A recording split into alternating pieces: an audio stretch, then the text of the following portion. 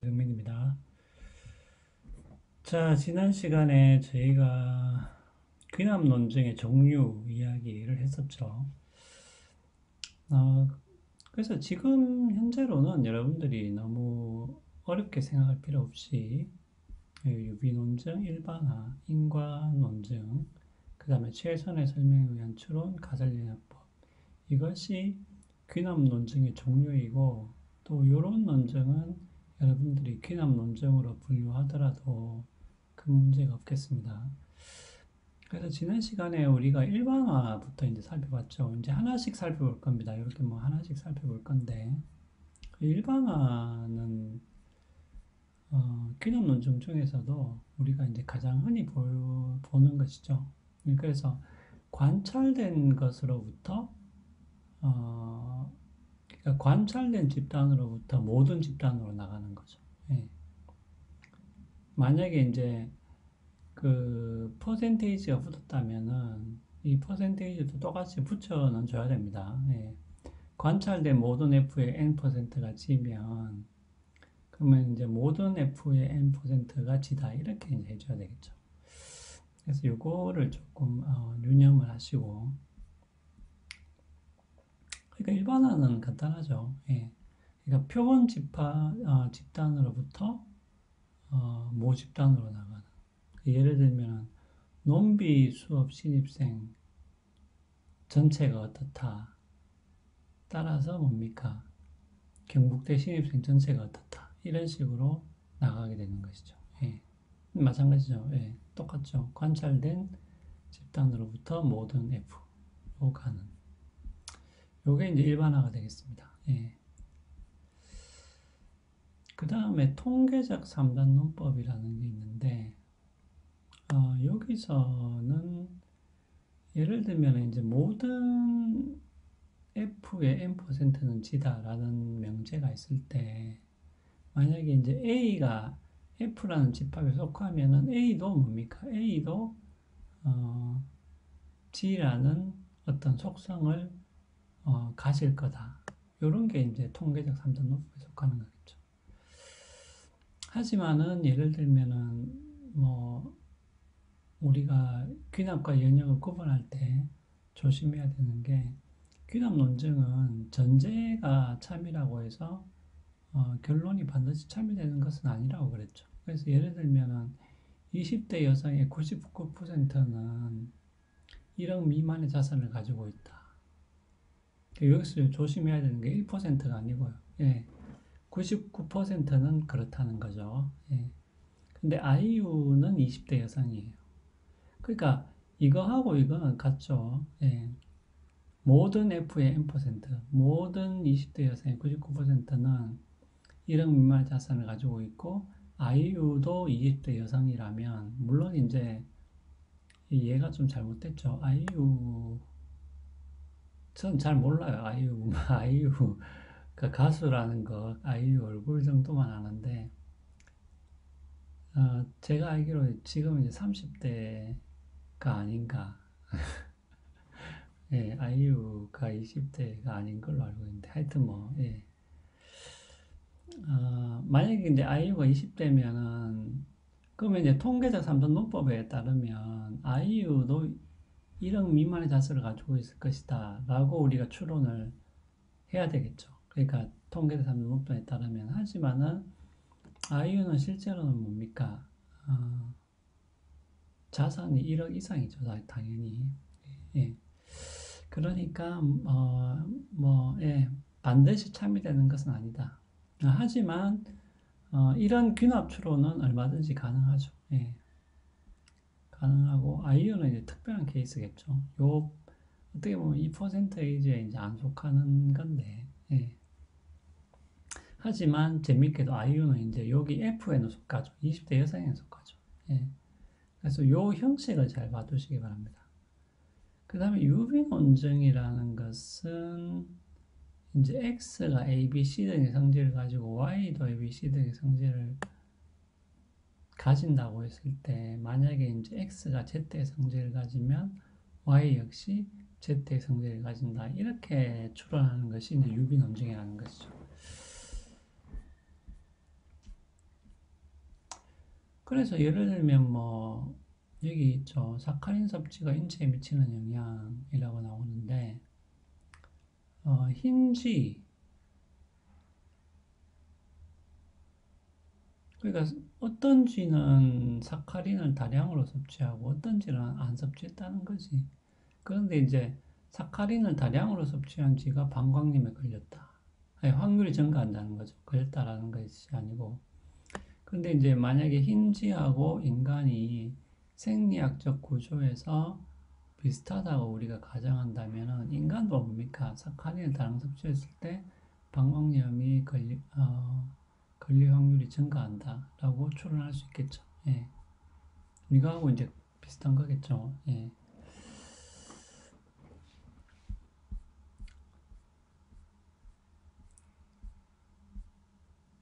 뭐 이것도 마찬가지고요. 예. 그러니까 어떻게 보면 이제 원인을 규명할 때 유비논증을 사용하기도 하는데, 하지만 뭐 유비논증의 성격상 예. 뭐 흰쥐가 그렇다고 해서 반드시 인간이 그럴 거라는 어떤 확실한 보장은 없겠죠. 예. 그래서 뭐 그런 차이들을 여러분들이 좀 주의하시면 되겠습니다. 이것도 마찬가지죠. 예. 철수와 대우가 성격과 태도면에서 유사하다고 한다면은 철수가 싸웠을 때 잠수를 타면은 대우도 싸웠을 때 잠수를 탈 것이다. 이렇게 우리가 또 유비 추론을 해볼 수 있겠죠. 예.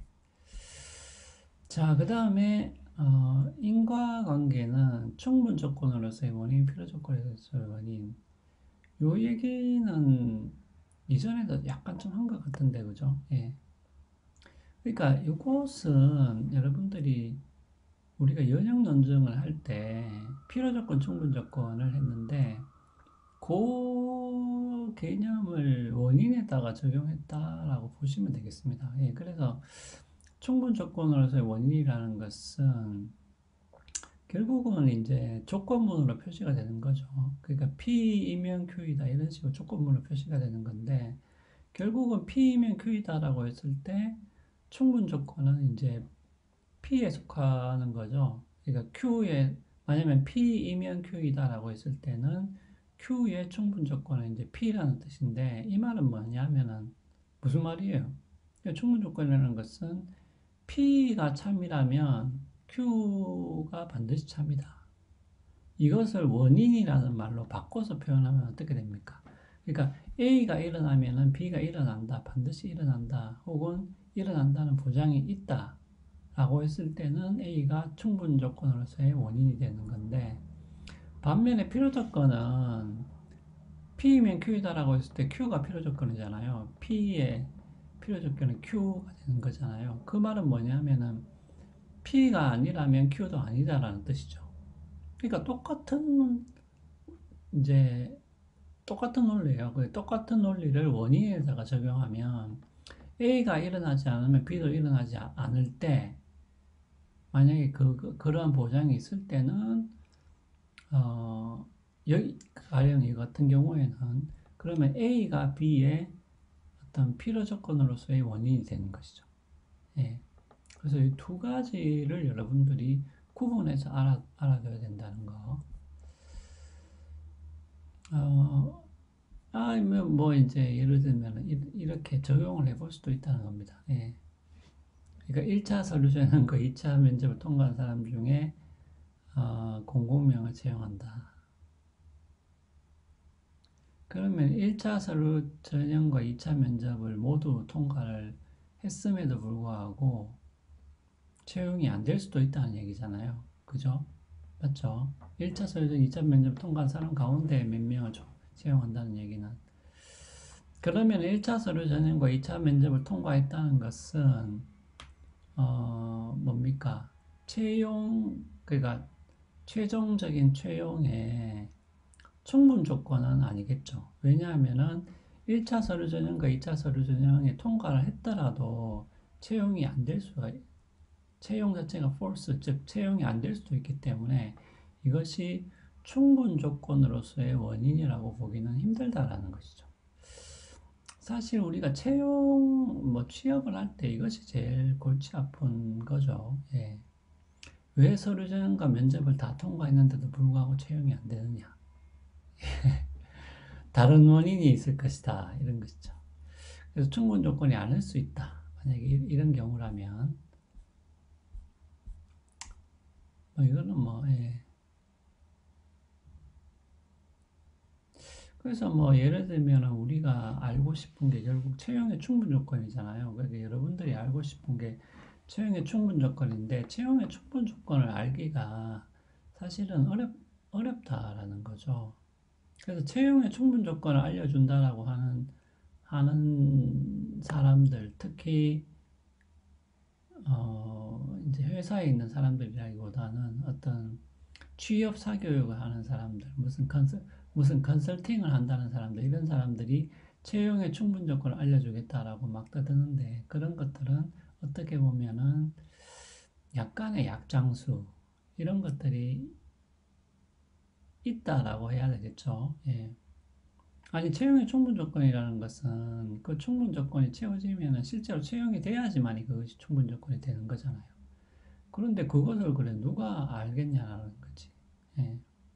그러니까 여기서 이거는 뭐 여러분들 중요한 건 아닙니다. 이거는 그냥 이제 우리가 이 충분 조건, 필요 조건이라는 것을 평소에 생각을 하지 않는 것처럼 여기지만 이런 식으로 우리가 항상 생각을 하고 있다라는 것이죠. 예, 그렇다 보니까 이 채용의 충분 조건을 모르다 보니까 어떤 학생들은 스펙 물신주의, 그러니까 스펙만 잘 쌓으면 무조건 채용이 된다. 라고 생각을 하거나 아니면은 이 X라는 충분 조건을 우리가 모르는데 그럼 이 X라는 것은 그냥 환경이 결정하는 것이다. 그러니까 뭐 어떤 애들은 탁월하게 뭐 외모가 탁월하다거나 집안이 아주 부자라거나 이런 식으로 환경이 결정하기 때문에 나는 뭡니까? 채용이 잘 안 될 거다. 이렇게 비관주의에 빠질 수도 있다라는 것이죠. 그래서 이 낙관주의와 비관주의를 조금은 경계할 필요가 있다. 채용을 여러분들 취업을 할 때는 예. 그러니까 스펙 물신주의에 빠져서도 안 되지만 그렇다고 해서 환경 결정주의에 빠져가지고 아무것도 안 된다라고 생각을 하게 되면 정말 아무것도 안 되겠죠. 쉽게 말해서. 예. 자, 그래서 이게 하여튼 충분 조건을 찾는 것은 어렵다. 그리고 충분 조건을 알려주겠다고 하는 사람들은 약상수가 많다. 이런 거죠. 자, 이것은 뭐냐면은, 미래 원인, 그러니까, 원인을 찾는 방법입니다. 그냥 쉽게 말하면. 그러니까 어느 것을 원인이라고 할 수 있냐, 이제 이 말인데, 근데 여기서도 여러분들이 조심해야 될 게, 여러분들 귀남 논쟁이라는 것은 우리가 결론이 확실하게 반드시 참이다 이런 건 아니잖아요. 그러니까 이제 미래 원인 규명법도 그러니까 이제 이럴 상황에서는 이것을 원인으로 볼 수 있다고 했을 때 그것이 진짜 확실하게 원인이다 꼭 그런 건 아니죠. 예, 그 말은 아닙니다. 하지만은 이런 상황에서는 이것을 원인으로 우리가 간주를 해도 된다. 혹은 원인으로 간주하는 것이 개연성이 크다. 예, 그런 의미가 되겠습니다. 예, 그런 의미에서 이 미래 원인 규명법도 당연히 귀납 논증에 속하게 되는 것이죠. 그러니까 인과 논증에 속하겠죠. 예, 원인과 결과를 찾는 거기 때문에. 그 예를 들면은 뭐 여러 사람이 똑같이 식중독에 걸렸어요. 그러니까 결과는 지금 똑같다는 거지. 식중독이라는 결과는 다 똑같다는 XXX 다 똑같죠. 그러면은 그 뭐 때문에 식중독에 걸렸냐? 그 원인이 뭐냐? 이런 거죠. 그러면 이제 이런 상황에서는 어떤 공통되는 것, 그러니까 다른 것들은 공통되는 게 없어. 네 사람 중에서. 근데 이제 A라는 음식은 다 공통되다. 이러면은 A가 X, 즉 식중독을 야기한 원인이라고 볼 수 있다는 것이죠. 그러니까 이게 이제 일치법이고. 그러니까 일치법에서는 여러분들 결과가 다 똑같다라는 데 주목을 하셔야 되고, 차이법은 뭐냐면은 결과에 어떤 차이가 있어요. 근데 여기서 결과의 차이라는 것은 있고 없고의 차이죠. 그러니까 한쪽은 결과가 있고 한쪽은 결과가 없죠. 예. 그러니까 불면증이다. 그러니까 한쪽은 불면증이 걸렸고 한쪽은 불면증이 안 걸렸다. 그러면 뭐가 원인이냐? 그 불면증의 원인이 뭐냐라고 했을 때 이렇게 비교를 해봤을 때 다른 조건은 다 동일한데 하루는 요 A 스마트폰을 쓰고 하루는 not A 스마트폰을 안 쓰니까 스마트폰을 안 쓴 날은 불면증이 없고 쓴 날은 불면증이 있고 이러면은 아 스마트폰이 원인일 수 있구나 이렇게 판단하는 거죠. 차이법에서는. 네. 그러니까 차이법에서는 결과가 한쪽은 있고 한쪽은 없다. 반면에 일치법에서는 결과가 다 똑같아요. 그러면 공통된 원인을 찾아야 되는 거고, 만약에 결과가 한쪽은 있고 한쪽은 없다면은 다른 조건이 똑같을 때 어느 것이 있고 어느 것이 없느냐, 이것을 찾아야 되겠죠. 자, 그러면은 일치차이 병역법은 바로 이어서 또 시작하도록 하겠습니다.